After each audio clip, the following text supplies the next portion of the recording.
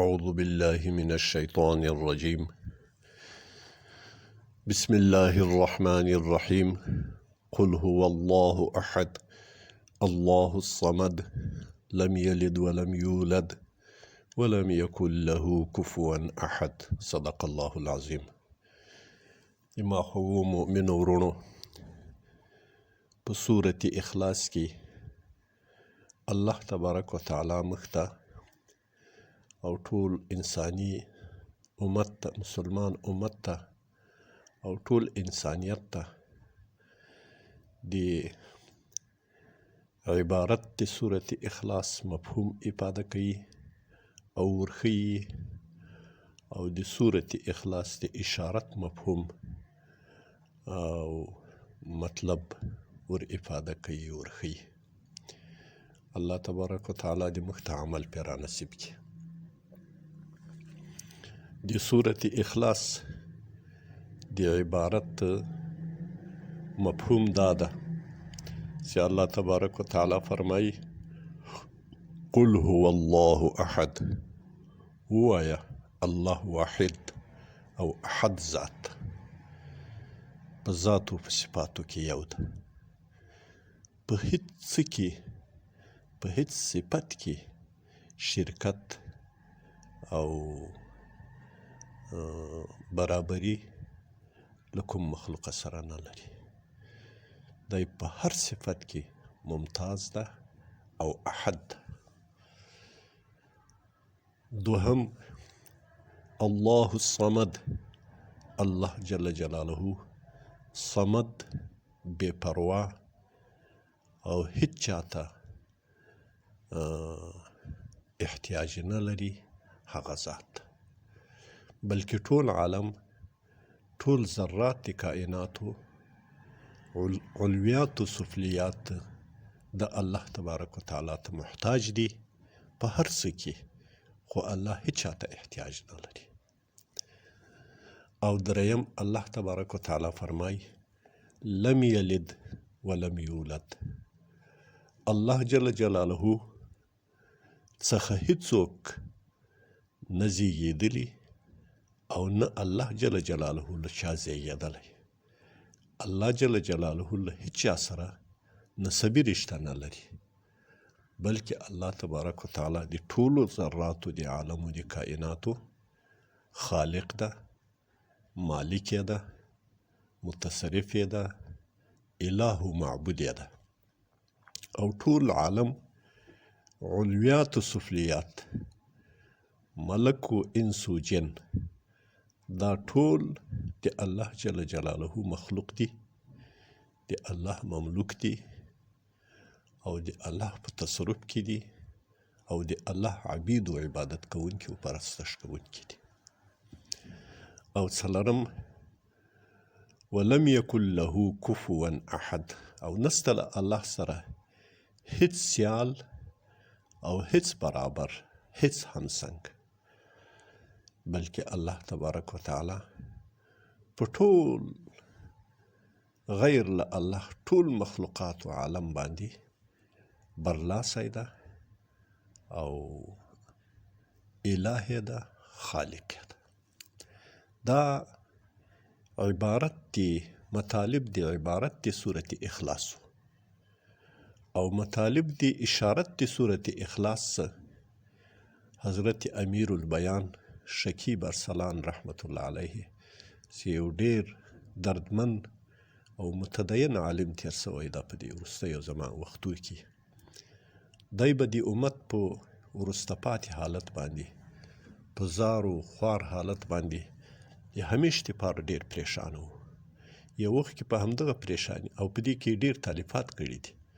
نو یو وخت کې په همدغه پریشاني کې خوب وړی، په خوب کې ابوبکر صدیق رضی الله تعالی عنه ورته راځي. دی دا خپل غم او دک له ابوبکر صدیق رضی الله عنه سره شریکوي.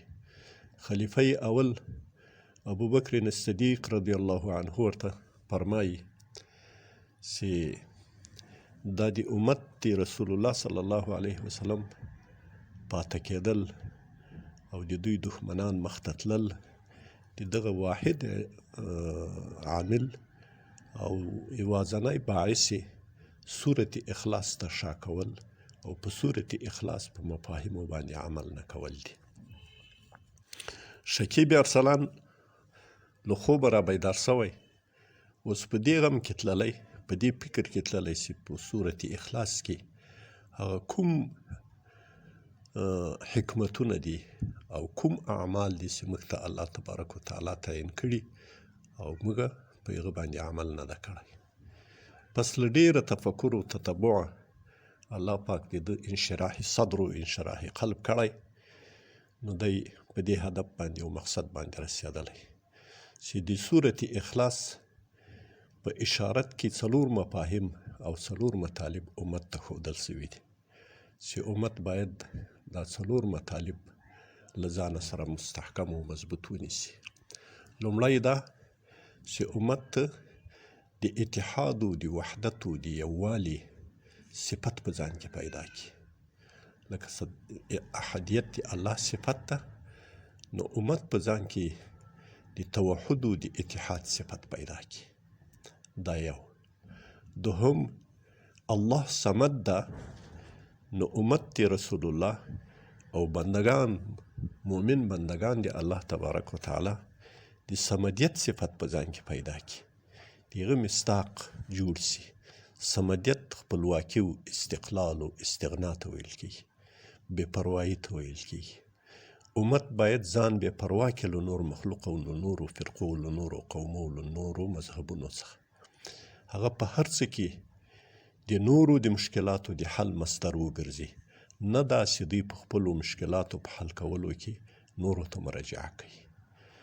نو لکه څرنګه چې صمدیت د الله صفت ده، همدغه استقلال، همدغه مستحکم والی، همدغه غنا او بې پروایي باید د الله بندگان په خپل ځانو کې پیدا کړي. دا 2.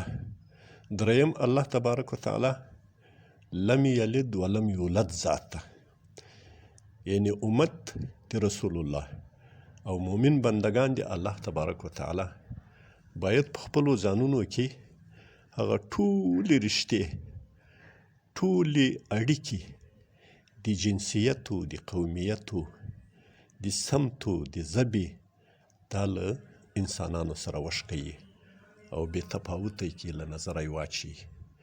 هغوی د کلمې رشته مستحکمه کې مضبوطه کړي، د ایمان رشته مستحکمه کې مضبوطه کړي.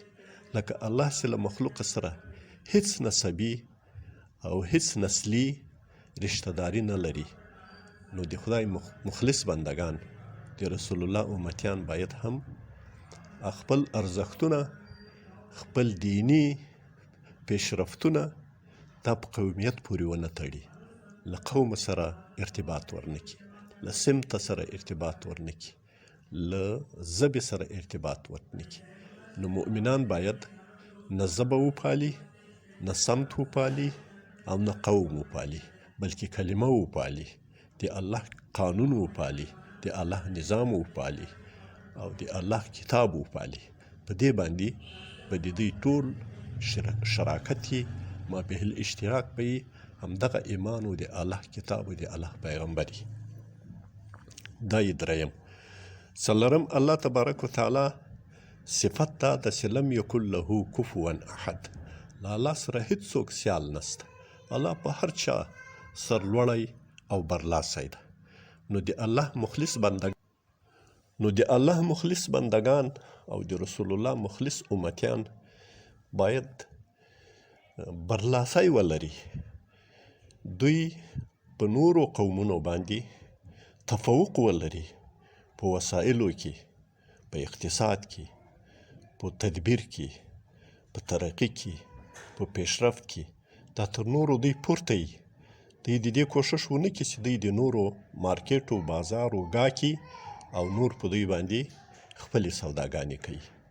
نو دوی لکه چې د الله صفت دا ده چې له الله سره څوک سیال نسته، دوی په خپل سر باندې بل څوک پورته پرې نږدي، دوی تر ځان پورته څوک پرې نږدي. دوی عالي، کلمه د الله عالي ده، نو د الله بندگان عالي دي او دغه علو په ځان کې وساتي، د امت ته د علو وګټي، د بندگانو د الله ته د علو د لوړتیا او دا فوقیت او دا برلاسی ترلاسه کړي. اقول قولي هذا. د نړۍ هر غافل په اذان ویښوم، زه بلال خو به ولې جهان ویښوم، زه بلال خو به ولې جهان ویښوم. د نړۍ هر غافل په اذان ویښوم، زه بلال خو به ولې جهان ویښوم.